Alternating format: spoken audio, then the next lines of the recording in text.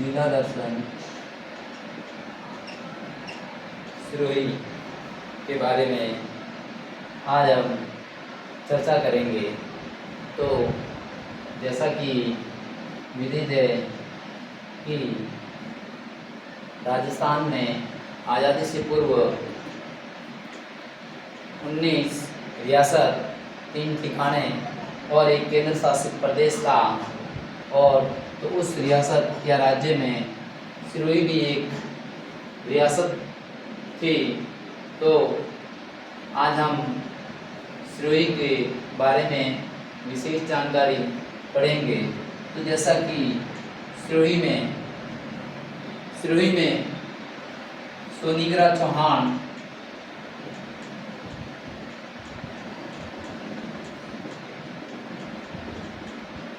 वंश की, जैसा कि विदित है, 1206 से लगाकर 1311 तक, जब तक राव लुम्बा ने तो संघर्ष की कड़ी में सामंत और छोटे मोटे अधिकार होते रहे। तो राव लुम्बा 1311 में सोनीग्रा की देवड़ा शाखा की स्थापना करते हैं।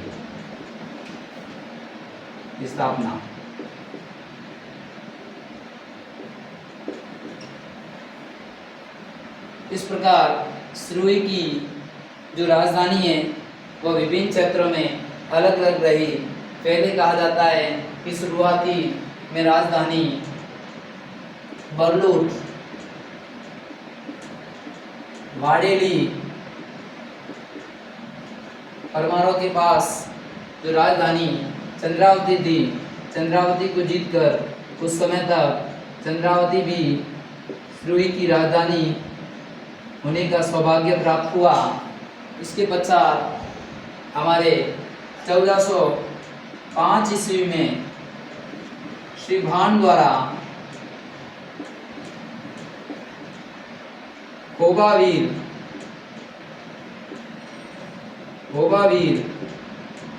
जो अभी वर्तमान में मंदिर है, वहाँ शिवपुरी की स्थापना और शिवपुरी को अपनी राजधानी बताते हैं।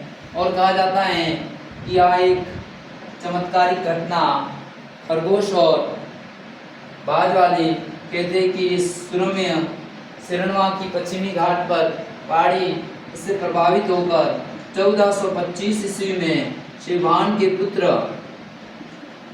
सहस्त्रमल द्वारा सिरनवा पहाड़ी पर सिरोही शहर की स्थापना एवं अपनी राजधानी बनाते हैं और दुर्ग का भी निर्माण करवाते हैं। इस प्रकार सिरोही का अर्थ तलवार, कहते हैं कि सिरोही की तलवार अपने राजस्थान में ही नहीं संपूर्ण भारत में प्रसिद्ध है। और जैसा कि मंदिर राजस्थान में जो सिरोही है, सिरोही में हमें बहुत सारे मंदिर हैं देवी देवताओं के, इसलिए इन्हें देवों की नगरी कहा जाता है। यहाँ बहुत अधिक मात्रा में शिव मंदिर, माताजी के मंदिर और जैन मंदिरों के समूह, जो कि अपने नेमिनाथ, पार्श्वनाथ, महावीर स्वामी, ऋषभ देव के बहुत सारे मंदिर हैं। और इन मंदिर की कड़ी में ही सिरोही को देवों की नगरी कहा जाता है। तो 1031 ईस्वी में भीम के मंत्री विमल शाह ने वहाँ अपने आदिनाथ का जैन मंदिर देलवाड़ा में बनवाया। मंदिरों का एक समूह है। फिर 1231 में ये गुजरात के शासक थे। 1231 में वास्तुपाल और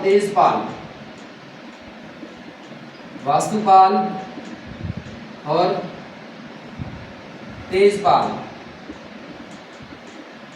द्वारा नेमिनाथ का मंदिर जिन्हें लूण वसई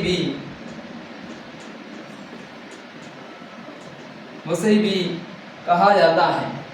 और इस मंदिर के बारे में कर्नल जेम्स टॉड ने कहा कि ऐतिहासिकता की दृष्टि से सफेद संगमरमर से ताजमहल के बाद में यदि ऐतिहासिक कृति या संगमरमर की है तो ये देलवाड़ा जैन मंदिर है। और वर्षा तो जैसा कि विदित है कि सिरोही अरावली की सुरम्य पहाड़ियों में स्थित है, तो ये अरावली के दक्षिण पश्चिम उत्तर पूर्व की पहाड़ियों की शुरुआत पश्चिम से उत्तर पूर्व पहाड़ियों की शुरुआत भी सिरोही से ही होती हैं। और जैसा कि विदित है कि यहाँ अपने उपोष्ण कटिबंधीय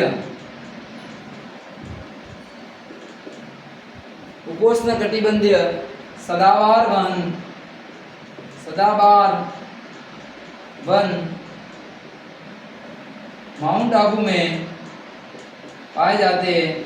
जैसा कि जहाँ पर बारिश या वर्षा की मात्रा 150 सेंटीमीटर से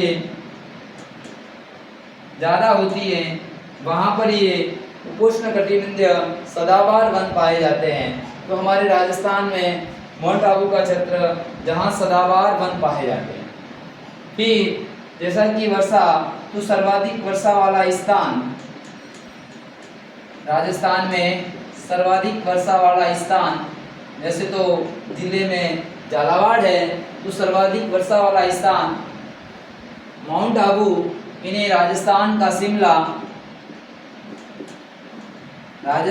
शिमला कहा जाता है। और सर्वाधिक बारिश के कारण राजस्थान की सेरापूंजी और हम मंदिर के कड़ी में पढ़ते हैं, तो मंदिर की कड़ी में हम अचलेश्वर महादेव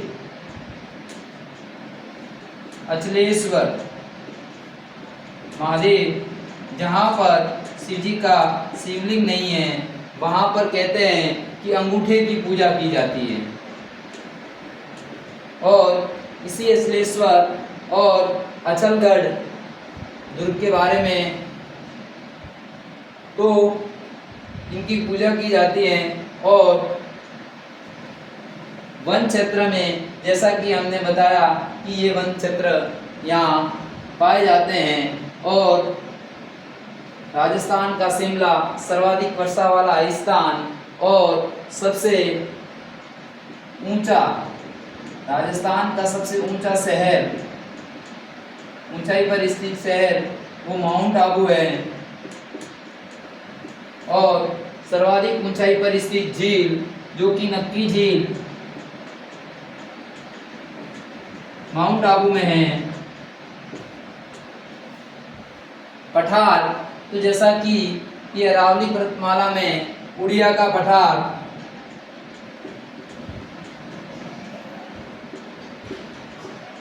आबू का पठार और ऋषिकेश का पठार, राजस्थान का सबसे ऊंचाई पर स्थित पठार बुढ़िया का पठार व माउंट आबू सिरोही में स्थित है। तो शिखर के बारे में जैसा कि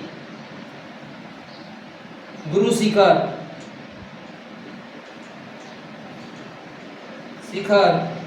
जिनकी 1722 और शेर 1597, महाराणा प्रताप की 1597 में 19 जनवरी को मृत्यु हुई थी। दोनों चीज़ें याद हो जाती। 1597 की अचलगढ़, आबू शिखर, इस प्रकार ये सर्वाधिक ऊंचाई पर स्थित शिखर भी हमारे माउंट आबू सिरोही जिले में है।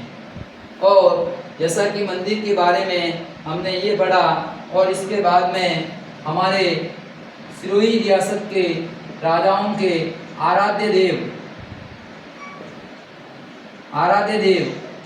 शारणेश्वर जी हैं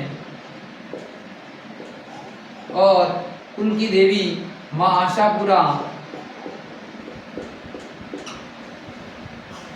आशापुरा हैं और दुर्ग जैसा कि बसंती दुर्ग जिनके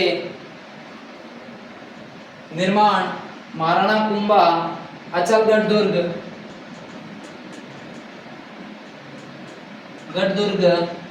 जो कि महाराणा कुंभा द्वारा पुनः निर्माण करवाया था, जो माउंट आबू में स्थित है। और इसी अचलगढ़ के पास अचलेश्वर महादेव का मंदिर ये बताया है। और सावन भादो छोटे मोटे तालाब है, वहाँ पर कुंभा एवं उदा की मूर्तियां भी स्थापित की गई हैं। कुंभा एवं उदा की मूर्तियां स्थापित की गई है। फिर झीलें, जैसा कि हमने पढ़ा कि नक्की झील सबसे ऊंचाई पर कहते हैं कि आख्यानों के अनुसार या जनश्रुति के अनुसार इस झील को नाखूनों द्वारा एक रात में खोदी गई थी। और इस झील में टॉड रॉक जो कि मेंढक की आकृति की है। और फिर विदित है कि नंद रॉक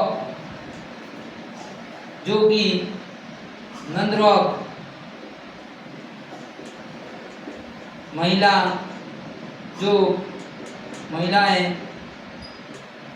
घूंघट निकाली हुई प्रतीत होती हैं, हमें प्रतीत होती है नंदरॉक चट्टानें। और इस झील के समीप ही थोड़ी ऊंचाई पर जाते हैं तो हमें एक पॉइंट सनसेट पॉइंट जहाँ की सूर्योदय होने के समय शाम का नज़ारा बहुत खूबसूरत दिखाई देता है। और वहाँ से आबू का चित्र भी हमें बहुत प्यारा दिखाई देता है। इस प्रकार हमने इनकी जानकारी ली। और राजवंश, जैसा कि अभी पढ़ा, ये राजवंश पड़ोसी राज्य रियासत, तो जैसा कि पड़ोसी में हमने महाराणा कुंभा और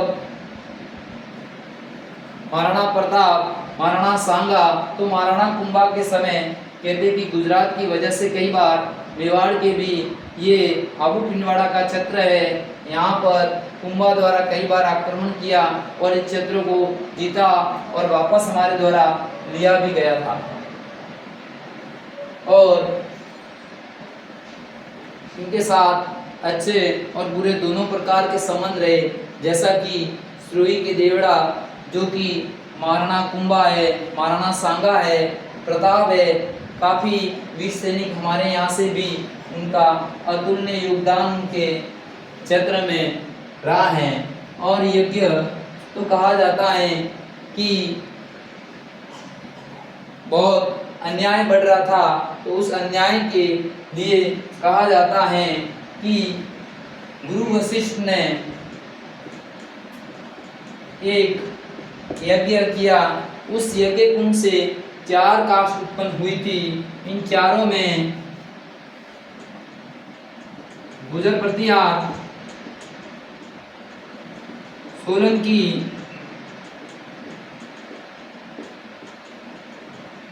प्रमाण और चौहान, जिन्हें हम चौहान कहते हैं, उनकी उत्पत्ति हुई थी। ये हमारे पृथ्वीराज दत्ते के दरबारी कवि चंद्रवरदाई द्वारा पृथ्वीराज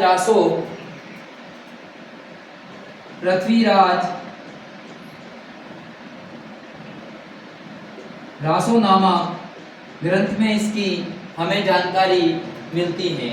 इतिहासकार तो जैसा कि विदित है कि इतिहासकार के रूप में हमारे सिरोही के जो स्वरूपगंज के पास रोहिड़ा हैं, वहाँ के मूल निवासी GS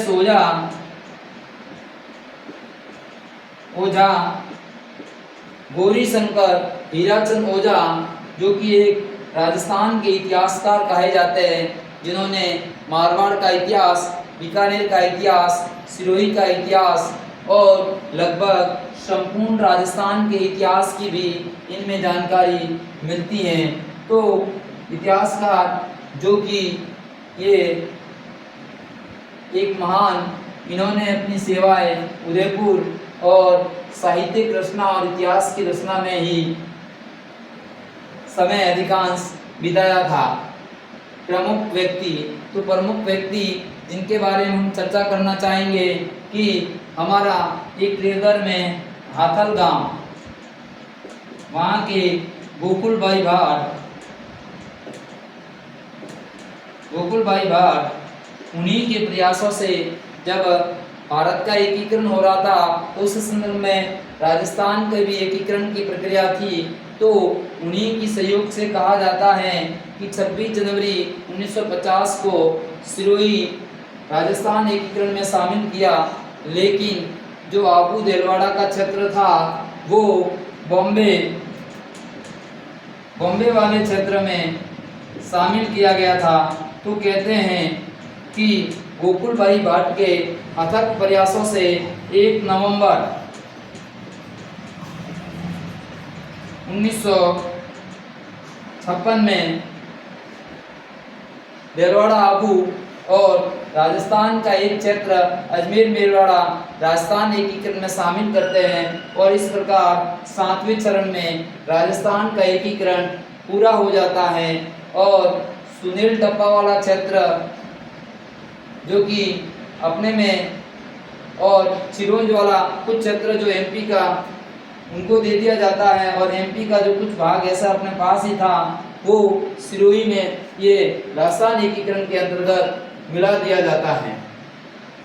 तो इस प्रकार एकीकरण की कड़ी में और प्रजामंडल, सनसेट पॉइंट, और कहा जाता है कि जहाँ गुरु शिखर है वहाँ ऊपर दत्तात्रेय का एक मंदिर बना हुआ है, और माउंट आबू में बहुत सुंदर अदर देवी का मंदिर, कहते हैं कि ये अदर जमीन पर टिकी हुई है। तो अदर देवी का मंदिर जो हमारे माउंट आबू में स्थित है। साथ ही हमारा जो माउंट आबू है वो ऋषि मुनियों की तपोभूमि रही है। कहा जाता है कि अधिकांश ऋषि मुनियों ने अपने तपस्या का स्थल यहीं रखा था।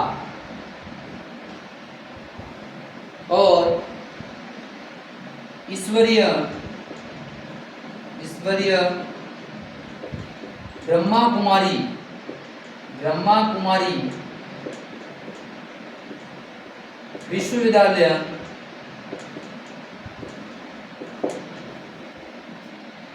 जो भारत का नहीं, विश्व का सबसे बड़ा विश्वविद्यालय हमारे आबू रोड में स्थित है, जो शांति और एकता का प्रतीक लिए हुए है।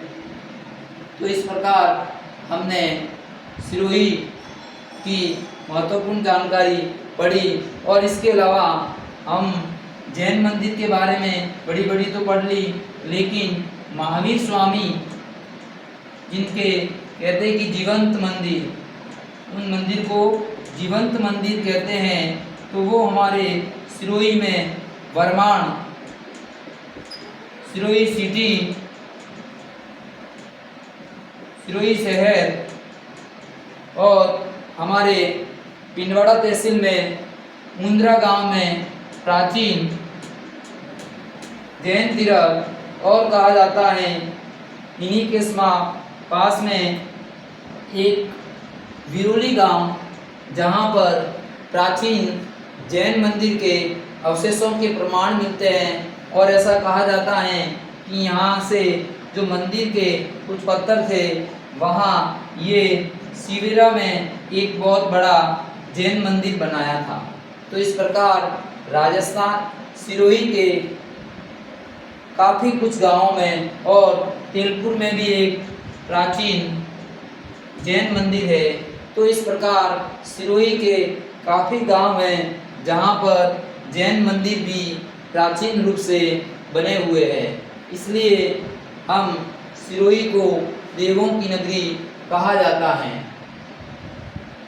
तो मेरे द्वारा दी गई जानकारी आपके आने वाले एग्ज़ाम के लिए महत्वपूर्ण होगी, जैसे कि सिरोही की स्थापना